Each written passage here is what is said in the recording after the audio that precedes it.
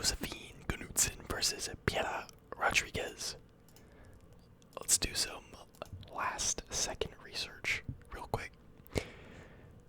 Okay, lost by DQ. It's a rough one. Let's see how she's looking. Alright, looking strong. Oh, she beat Sam Hughes. Okay, that's not a bad win. Let's check out the other girl.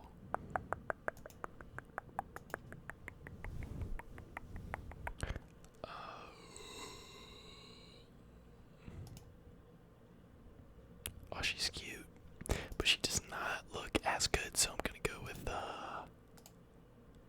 Piera Rodriguez by decision. Start the card off strong. Next up, we got Davy Grant versus Ramon Tavares. Great fight. I think this should be way higher up. I don't know why this is the second fight of the whole fucking card. I think both guys are extremely exciting. I think this is gonna be a fucking banger of a fight.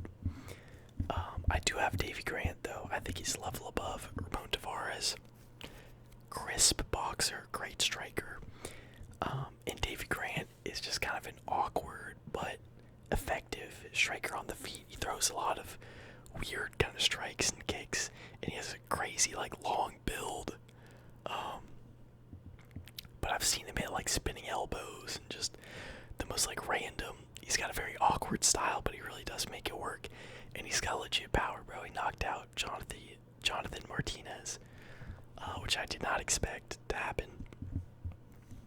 Ramon, I think, is a little untested. He looked great on the Contender Series.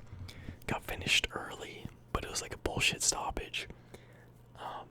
And he had another chance against this dude who I think just made his debut recently in the UFC. And he's a big underdog, and he fucking smoked him in round one. And then he beat Sada Busai in his last fight in Canada, which is a good win. But I think they were kind of even, like Apex level guys. Or Contender Series level guys. So yeah, I think Davy's just a bigger step up in competition. I think this is a fight where the veteran advantage is gonna actually play out. He is 38, which isn't great. It's been a while, I think, since he's fought. Yeah, and since it's been like a year and a half, damn. Okay. I mean, he beat Daniel Marcos. That was a bullshit robbery. And Marcos is pretty good. He's fighting on the main card, so yeah, even though you will see how the layoff treated him, I wonder if he got injured. But I do think Davy Grant is a level above Ramon Tavares. And I think, maybe he'll get hurt in the first round, but he's going to catch him with some awkward shit. Maybe pull out a flying omoplata to Michelle Piera. Backflip, stomp on the head, TKO. Now I'm going Davy Grant by round 3. Spinning back fist. Fuck it. I do think he wins though.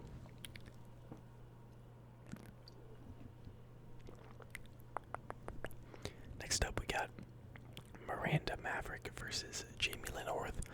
I'm going Miranda Maverick. She's a fucking monster, bro. She got a fraud checked by Jasmine Judavicius. But I don't know. She just has that like strong kind of grappler aura. And I'm always impressed when I see her fight. Not always, but whenever she wins, I'm pretty impressed. She looks like a legitimate fighter. Like she belongs in the UFC. Probably top 10. She beat up Macy Barber. She got robbed in that fight. And Macy's been going on to do big things, so I definitely think she takes out Jamie Lynn Orth, who is 34 years old at flyweight. I'm gonna say by like round 1 submission. Next up, a fun fight. Miles Johns versus Felipe Lima. Poor Miles Johns been fucking waiting to fight Cody Garbrandt, and he keeps pulling out and shit. Although he said that fight was never official. So, bit of some weird UFC tactics going on there. That being said, Felipe Lima, bro, I'm on the hype train. I don't think he's gonna be like maybe top 15, but definitely not top 10 at bantamweight. However, I do think he gets this one done. He's got great grappling. Had a nasty rear naked choke against Mohamed Naimov, who I think he fought on short notice. Training with Hamzat Chimaev in Sweden. He's just got that young prospect aura. 26 years old. Flying knee knockouts, great wins against really experienced fighters with great records outside of the UFC. And I hate Miles Johns. He seems like a fine guy, but I hate his style. He just like lulls people into these weird fights. He always makes him fight in his style of fight where he's always kind of backing up. Not really doing much, but is always doing enough to win a boring ass decision. He had that one good knockout, but every fight since, decision.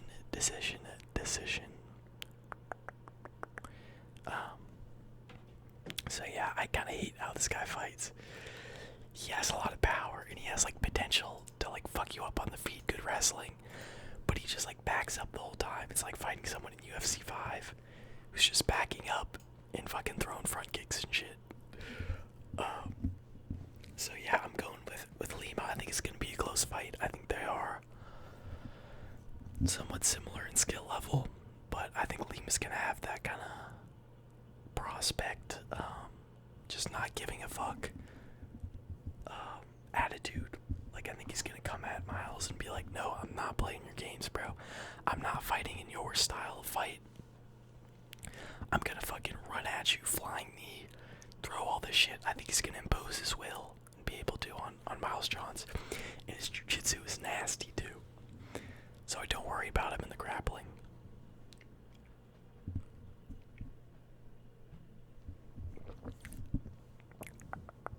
Next up, we got another fun fight. Sean Woodson versus Francisco Padilla. This is another close fight. I'm liking the matchmaking on this card so far. Both long, strange, weird-ass builds at featherweight. Sean Woodson is built like the Lorax, and Padilla is built like a praying mantis. So, battle of the long limbs. This is honestly a very close fight to me. Padilla has looked great against Julian Erosa, who, like, bro, Julian Erosa could fucking lose to fucking Michael Johnson and then beat Francis Ngannou by Dars the next day. But yeah, he fucking smoked Erosa, just looked like a world beater, and then got exposed by the GOAT, Kyle Nelson, who is underrated. I think Kyle Nelson's actually pretty good. And then he submitted Luis Paulo, but I don't think he's very good. I think that guy was making his debut in the UFC. I'm going Sean Woodson.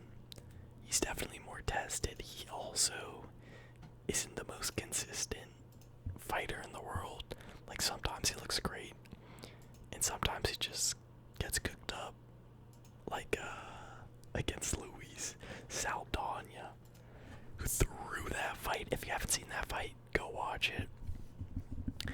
Saldana hurts Woodson like 5 times. Keeps rocking him, and then threw a fucking illegal knee to the ground opponent. And then he starts celebrating like he won. But Saldana kind of sucks. And Sean Woodson was getting cooked up. But then, like, he beats Yusuf Zalal, of course. Loses to Julian Erosa by submission. See what I'm saying? But as for recent, he's been looking sharp. Just kind of touched up Jourdain from the outside. Boxing has always been very crisp from Woodson.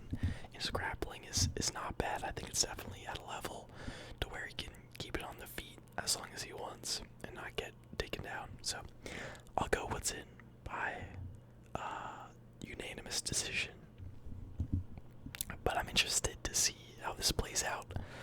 I like when they match up two really long, lanky guys against each other. So, looking forward to that fight. Next up, Joel Alvarez versus Dakar Close. I don't know why this isn't on the main card. This is a banger fight. Close, I've been waiting for him to get really tested since fighting Beneil Dariush. Excuse me. And Joel's been looking like a monster, bro. But the whoops on Elvis Brenner. He did get kind of crunched up by Armin Sarukian, but it's fucking Armin Sarukian. You know? Crazy build. I don't know how he makes lightweight, but he's like 6'3". Nasty striking. Like good pressure, amazing elbows.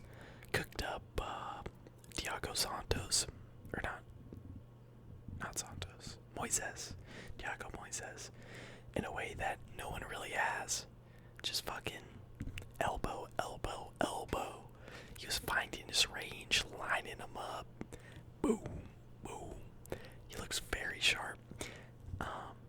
And again, as of recent, looked great on the feet, good cardio against Elvis Brenner. And he has underrated jiu-jitsu. I think Close is going to wrestle here, which is maybe why it's not on the main card. Because he's a bit stronger and definitely shorter. So he's going to try to get under the hips, into the hips of Joel, I believe. But if he decides to strike with him, I think it'll be a fun fight.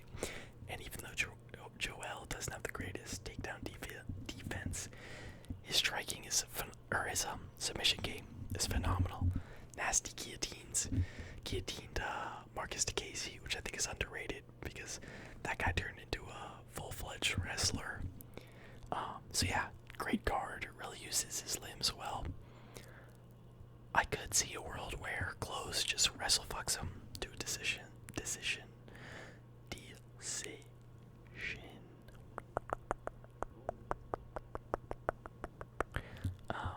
But I'm gonna have to go Joel Alvarez. Just because he's been looking so good recently. And he always finds a way to win by finish. So I do think this is one of his toughest fights to date. But I think he's gonna get it done by third round submission. Next up, Michael Johnson versus Otman Azaitar. Speaking of guys who will lose to Clay Guida and then beat John Jones the next day, we got the GOAT, Michael Johnson, 23-19 with wins over Poirier. He's only 38, which is actually surprising. I thought he's been in the UFC since fucking 2010, bro. 14 years. And he's only 38. Pretty crazy. I hope he's getting it back. He's fighting Otman Azaitar. Weird guy, bit of a scammer. Strange reputation. Got knocked out by Matt Frivola. I thought he had hype though.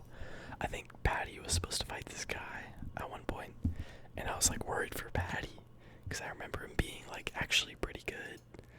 But he shows up to these fights and he's like fat, like he's got hella chub on him. Very strange, kind of weird fighter. But it's hard to trust in Michael Johnson, even though I think he beat what's his name? Jamie Malarkey. And he beat Marcus DeCasey. That was crazy. That's what I'm saying about Michael Johnson, bro. DeCasey was a huge favorite. I thought he was going to wrestle him because Johnson has zero takedown defense. Despite being in the UFC for 14 years. And he just like smoked DeCasey on the feet and defended every single one of his takedowns. Again, it's a Michael Johnson fight. It's kind of impossible, to predict. So I'm going Otman, but I don't know. Not my most confident pick. I could see Johnson picking him apart on the feet, but I'll go Otman by decision. Next up, onto the main card, Navo Sterling versus Dukos. Bro, they're feeding this guy to Sterling. I saw Sterling fight in the Contender Series. I'd bet on over like 1.5 rounds or whatever. And it was like 10 seconds before that bet would have hit. His opponent went for like a right hand or something and got caught with a left hook with his hand down on the way in. And Navo put him out in fucking brutal fashion. So I don't like him because he lost me some money. But he's nasty, bro. He's got great striking. He's got aura.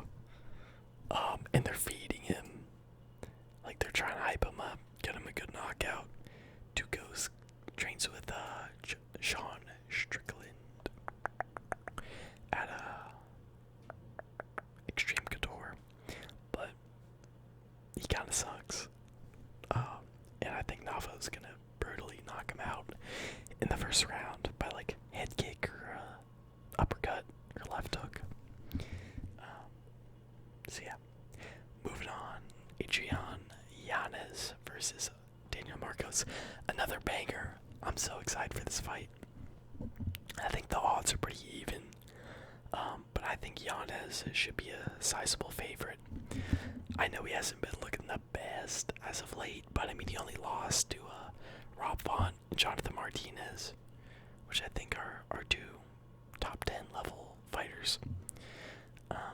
Daniel Marcos undefeated, but really lost to Davy Grant. And good calf kick, good style. Beat John Castaneda, which is a bad win. But still, bro, like he's not nearly as tested as Yanez. Yanez still has nasty boxing. He got set up his last fight, but still he delivered. Nasty knockout. I'm going Yanez in a fun banger of a fight. Marcos does have good calf kicks, so I am praying that my boy Yanez has been working on that fucking leg kick defense, because he got cooked up by Jonathan Martinez. That might be why Marcos is a favorite, because yeah, he does have really good calf kick, and Yanez does not check, and he does not know how to fight southpaw apparently, because he was getting cooked by Jonathan Martinez, and then he just never switched stances. He just stayed in the same stance, getting cooked up, which I never understand. Even if you're like fucking 50% worse as a southpaw, it's better than getting the fucking fight stopped. Like try to grapple or do something. I don't know why he was like staying in his same stance, wasn't even trying to check. So I'm hoping he worked on that shit. If he did, and he comes out checking kicks, looking like Bangkok ready, like a Muay Thai master, I'm going Yanez. But either way, I think he's the more experienced fighter. Better boxing, definitely more dangerous, more power, for sure. So I think Yanez gonna have trouble early with the calf kicks and then find his mark in the second round, get the TKO in a fun fight.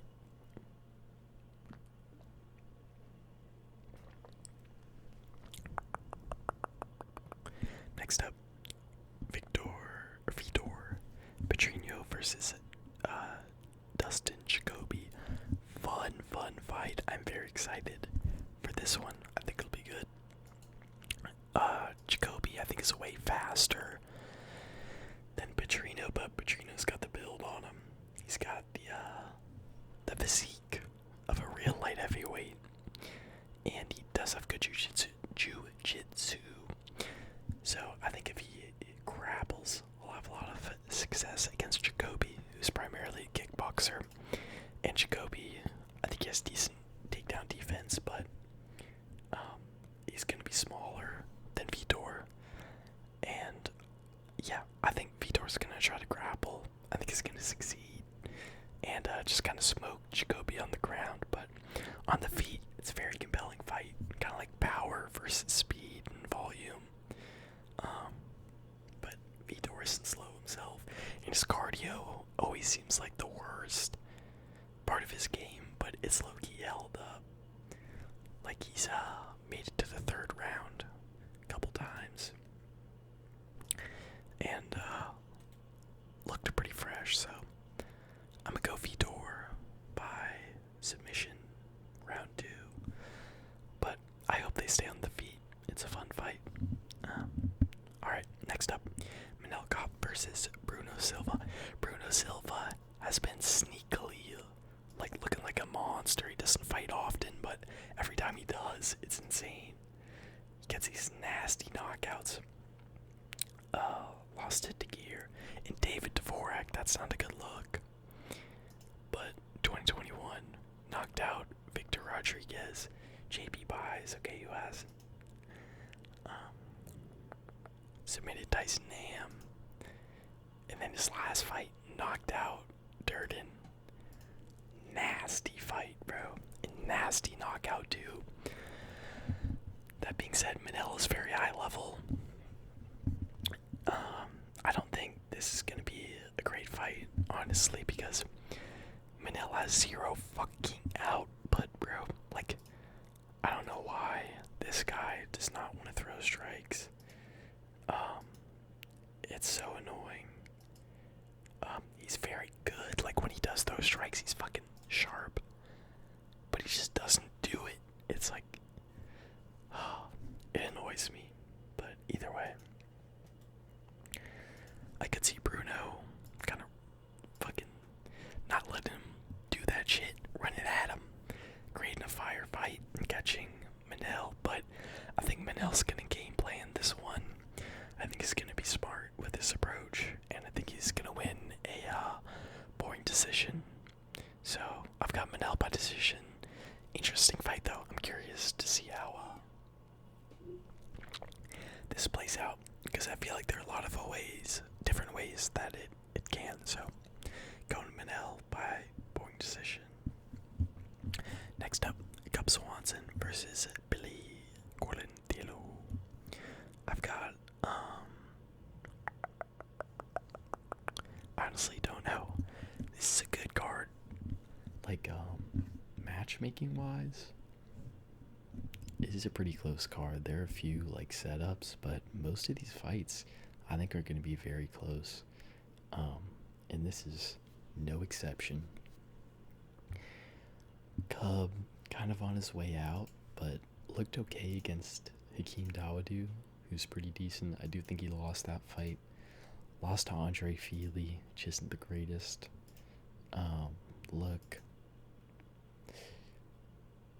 Beat Darren Elkins. I think he's got some juice left in him. But Billy is one of those guys who's very inconsistent too. Got cooked by Edson, but then fucks up Alexander Hernandez with ease. Had a great fight with Shane Burgos. That was fun. Yeah, I want to go with him. Just based off of, youngness. How old is he? 36. Yeah, he's not a spring chicken either. I think he's a little bit of I don't know. I feel like he's more of a cardio, kind of push the pace, wrestle kind of guy. I think Cub will have good takedown defense with his hands down style. And I'm pretty sure Cub has good cardio too. I remember that fight with Dude Choi was insane. And that went all the way to the end. I don't know. This is a hard one. I could see Billy definitely winning and just being a little faster and sharper because he's younger. But I think Cub's got a little bit left with him. You got to think the mentality is probably not there for Cub because he's probably thinking about retiring. Which makes it tough to pick him.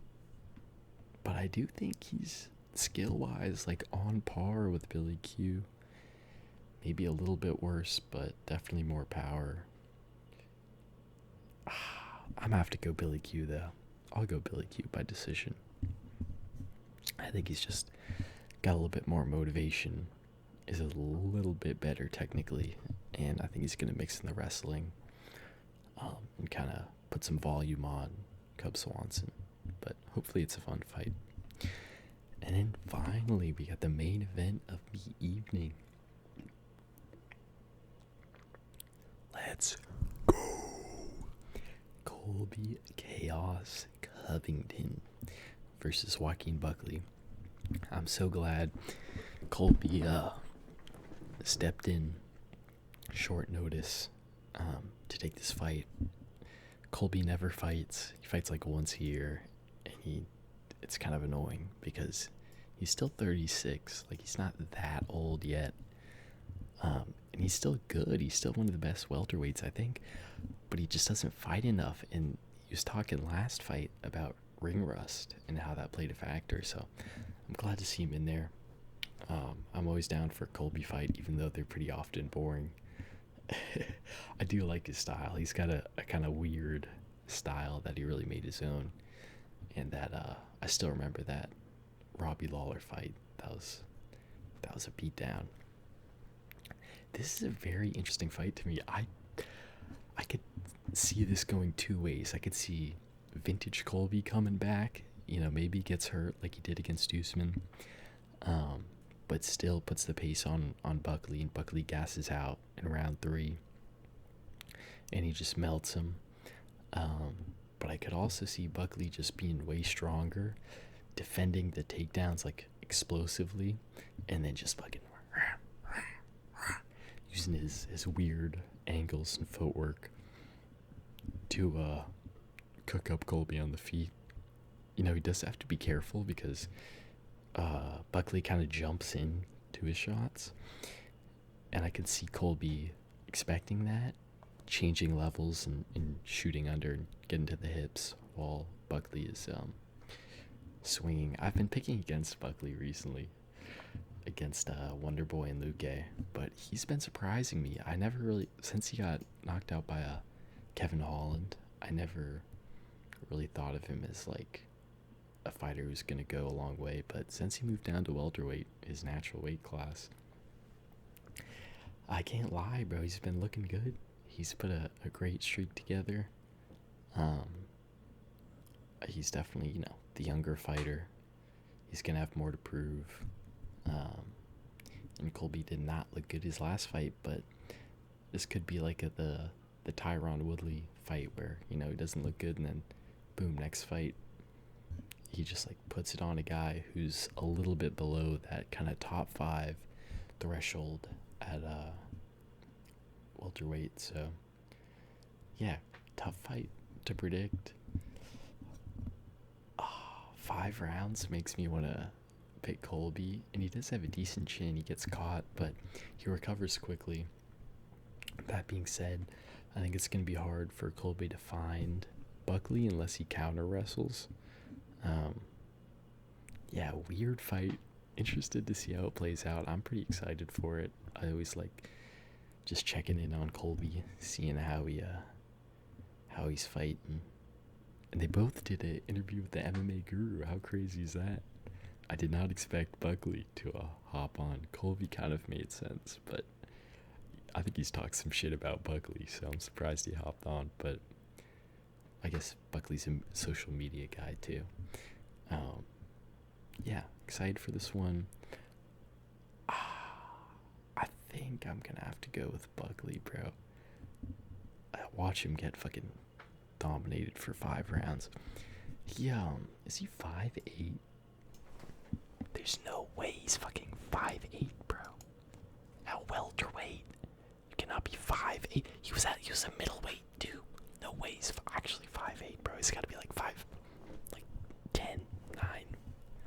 Yeah, and Colby's like 6 foot, and they have him as fucking 5'9". He's like 5'11", but they have him at 5'9", bro. Who the fuck are taking these fighters' heights? I don't know, but yeah, just because I picked him, I bet he's gonna lose. But I'm going Joaquin Buckley. We'll go by 3rd round controversial TKO, kind of like the Usman round 5 TKO, where he's got him hurt, and then he's kind of just ground and pounding hitting him on the side of the head, maybe the back of the head a little bit, and cooking up Colby. So I'll go Joaquin. Not super confident, but that's the pick. Let's do a quick recap of the card. Fun card too.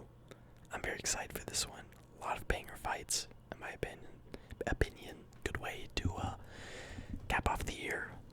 We're about to go into the dark ages.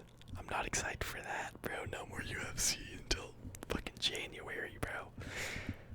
Yeah, I'm going Rodriguez, Davy Grant, Brandon Maverick, Felipe Lima, Sean Woodson, Joel Alvarez, Otman Zaitar, Navo Sterling, Adrian Yanez, Vitor Petrino, Manel Kopp, Billy Q, and Joaquin Buckley. So yeah, those are my picks for UFC Tampa. I don't even know if it's in Tampa. I think so. Yeah. Buckley versus Covington.